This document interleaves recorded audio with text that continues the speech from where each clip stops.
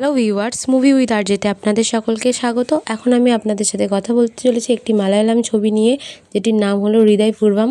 তো সেটি এখন জিও হটস্টারে হিন্দি ডাবিংয়ে চলে এসেছে। ছবিটা সুপারহিট হয়েছে অল ইন্ডিয়া বেসিস। তো ছবিটার মধ্যে একটা আলাদা রকমের ইউনিকিটি রয়েছে। তো ছবিটা আমার কেমন লাগলো সেটা তো আমি আপনাদের সাথে শেয়ার করবই। তো তার আগে আমি বলে দিই, এই ছবিটা হটস্টারে অ্যাভেলেবেল রয়েছে, আপনারা চাইলে দেখতে পারেন।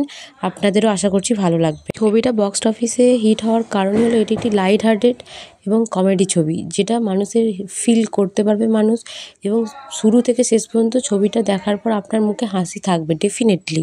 এখানে গল্পটা আমি আপনাদের সাথে একটু করে শেয়ার করি। এখানে দেখানো হচ্ছে একজন নায়ক, তার একটা ক্লাউড কিচেন চালাইছে এবং তার কদিন আগে হার্ট ট্রান্সফার হয়েছে, এবং হার্টটা যাকে মানে যার হার্ট সে নিয়েছে সেটাই হলো মালবিকার চরিত্রটা, মানে নায়িকার চরিত্রটা। এবং সে তাকে এসে বলছে যে আমার কদিন বাদেই বিয়ে আছে, তো আমার বাবার হার্ট আপনাকে দেওয়া হয়েছে, তো আপনি প্লিজ আমার সাথে পুনে চলুন এবং আমার বিয়েটা অ্যাটেন্ড করুন। তো এর পরেই তাদের মধ্যে একটা আলাদা রকম কেমিস্ট্রি তৈরি হবে। সেটা হয়তো আপনারা মুভিটা হটস্টারে দেখলে বুঝতে পারবেন যে তাদের মধ্যে ঠিক কী রকম কেমিস্ট্রি তৈরি হয়েছে। এবং এর মধ্যে অনেক রকম রোম্যান্স, অনেক রকম কমেডি, অনেক রকম জিনিসকে তারা ফুটিয়ে তোলার চেষ্টা করেছে, যেটা অসাধারণ হয়েছে, যার কারণেই ছবিটা সুপারহিট হতে পেরেছে। তো এই সমস্ত নিয়ে এই মুভিটা, আশা করছি আপনারা অনেকেই এরই মধ্যে মুভিটা দেখেছেন। যারা দেখেছেন তারা অবশ্যই আমাকে কমেন্টে জানাবেন আপনাদের কেমন লেগেছে। আর যারা দেখেননি তাদের এখানে আমি রিকোয়েস্ট করবো মুভিটা দেখার জন্য। মুভিটা সত্যি অসাধারণ। পজিটিভ দিক নিয়ে যদি প্রথমেই বলতে চাই, এই ছবির গল্প যে খুব বেশি ইউনিক সেরকম কিন্তু কিছু নয়, বাট এর হিউমার আপনাকে ধরে রাখবে, যাতে ছবিটা আপনি দেখতে ইচ্ছুক হন। মোহনলাল, দেবিকা, প্রত্যেকটা কো অ্যাক্টরের প্রত্যেকজনের পারফরমেন্স খুব ভালো। এবং এখানে যে ডিরেক্টর যে ইমোশনগুলো দেখানোর চেষ্টা করেছে সেটা দেখাতে সে ফুলফিল হয়েছে, এবং প্রত্যেকটা জিনিসকে সে খুব সুন্দরভাবে তুলে ধরার চেষ্টা করেছে। প্রত্যেকটা ইমোশন, অ্যাকশন, ফ্যামিলি ব্যাকগ্রাউন্ড, প্রত্যেকটা জিনিসকে খুব ভালোভাবে ধরেছে।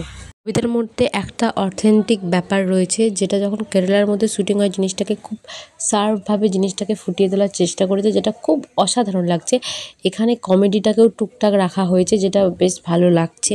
প্রত্যেকটা জিনিসকে, যেমন এখানে যে তার মায়ের সাথে একটা সম্পর্কে জড়িয়ে পড়বে মোহনলাল, তো তার ওর পর সেই মেয়েটার সাথে তার একটা ইমোশনাল অ্যাটাচমেন্ট তৈরি হবে নিজের মেয়ের মতো করে। যেহেতু হার্ট ডোনেট করেছে, সেহেতু একটা হার্টের কানেকশান দেখানোর চেষ্টা করেছে, যেটা স্বাভাবিকভাবে অ্যানিমেলেও দেখানোর চেষ্টা করেছিল।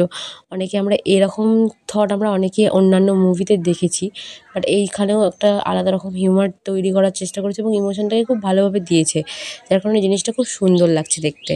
ওভারঅল এই মুভিটার পজিটিভ দিকই বেশি, নেগেটিভ দিক বলতে গেলে বলবো এই মুভিটায় কোনো নতুনত্ব গল্প তারা তুলে ধরতে পারেনি।